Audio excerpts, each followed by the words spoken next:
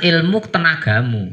Yo kasil tenanan. Terus kuwi ibarat ngeten, hasil blegedu luar biasa. Ning nalikanipun Gusti Allah SWT duka.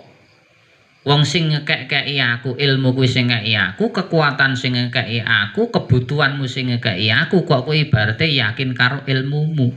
Sing ora patut nek kuwi mbok yakini. Nyang Gusti Allah SWT langsung diwelehke. Sak badane niku ibarate ketok ya langsung hancur hancurnya. Iya Pak nggih.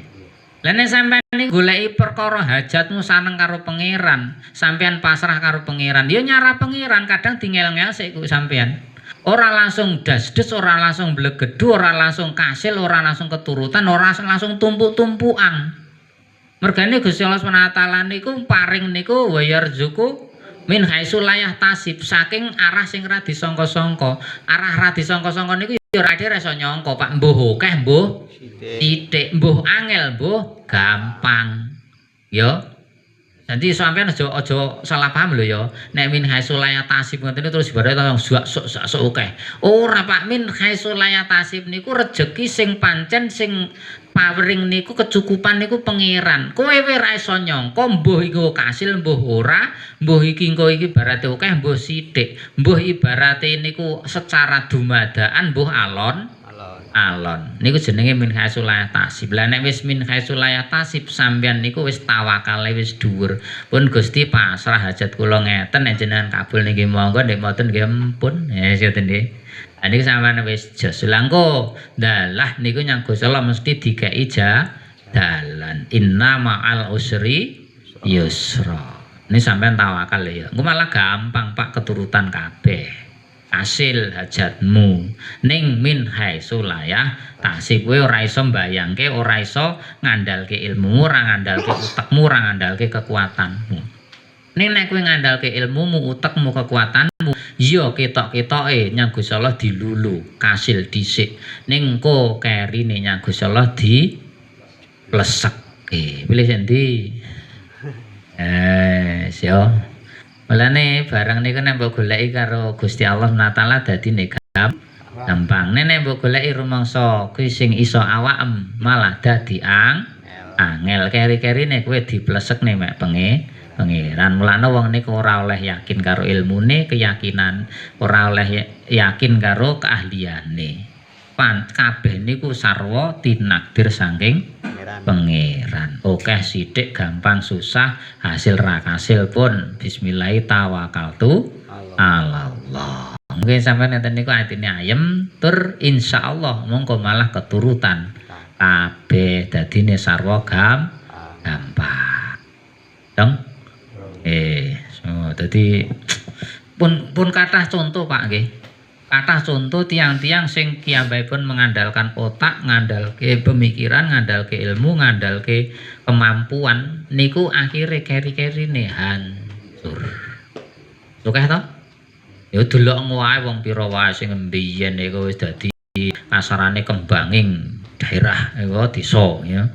Wis suwe mblegedu sepethita-pethiti rumangsa saka hasil-hasile dhewe, rumangsa saka ilmu-ilmune dewe. Ya ceritane kajaman ben lek nyata to korun ngono lah ya. Iku la inna maut itu ala ilmin indi sing ngei Pak aku iso ngene iku gara-gara ngilmuku. Nyang Gusti Allah plesek nih rampung. Ya padha wae sakniki nggih kathah ngoten niku. Ya ora dibleserke nyambumin akhire mben kita kaya blegedu disobya-sobya dadi kembanging desa to, dadi wong paling mulya. So jatuh niku dadi wong sing paling ina. Ngoten nggih. Niku angel. Sidengkas. Min alamatin nashi fin nihayah arruju'u ilallahi ta'ala fil bidayah. Termasuk tandhanipun alamate wong bejo ing dalem akhire ya kuwi wong sing bali maring Gusti Allah ana kawitane. Dadi termasuk tandane wong kuwi besok akhire niku slamet bejo niku dheke niku wis ana tanda-tanda bali maring Gusti Allah ana kawitane. Maksude bidayah niku sakniki, nihayah niku besok nek akhirat. Dadi iso ditengeri nek tandane kowe besok ning akhirat ki slamet, kowe saiki ning donya kowe wis siap-siap enek tanda-tanda kowe iki bali maring Gusti Allah. Nggih. Mulane wong niku sing penting sampean saniki eling mek pengiran Pak nggih. Aja ngasih lali karo pengiran bali yo nyang pengiran. Nggih niku wau urgen wa makasih mbu pincang-pincang mbu apa ibarate elek-elek bali yo mek pengiran. Niku tandane kowe nang akhirat tetep apik.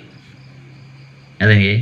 Aja dadi wong sing kesampean niku lali karo Gusti Allah. Nek sampean lali karo Gusti Allah, engko Gusti Allah Subhanahu wa taala kowe dilalekne mek pangeran. Wala takunu kalladina nasullaha fa ansahum anfusahum faulaika humul khasirun.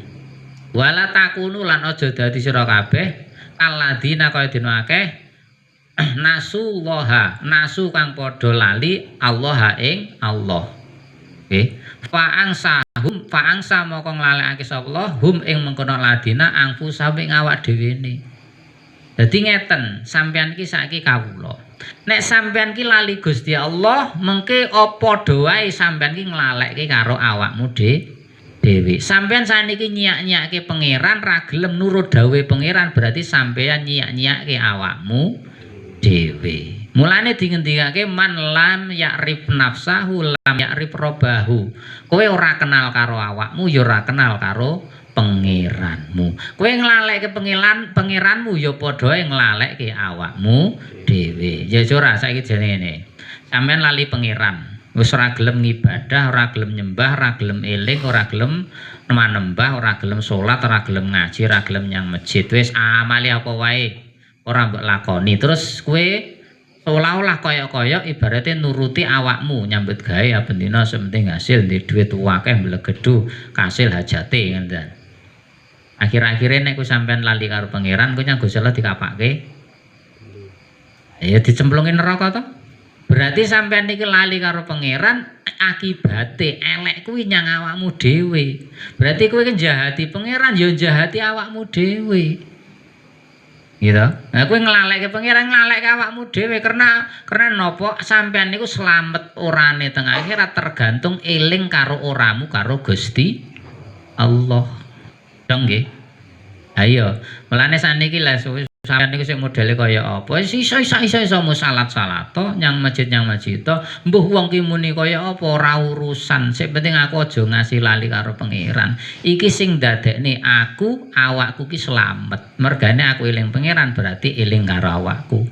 Aku ibarate eling karo pangeran nyelametke awakku dhewe. Nek pala urusanmu kowe seneng ra seneng wis kono.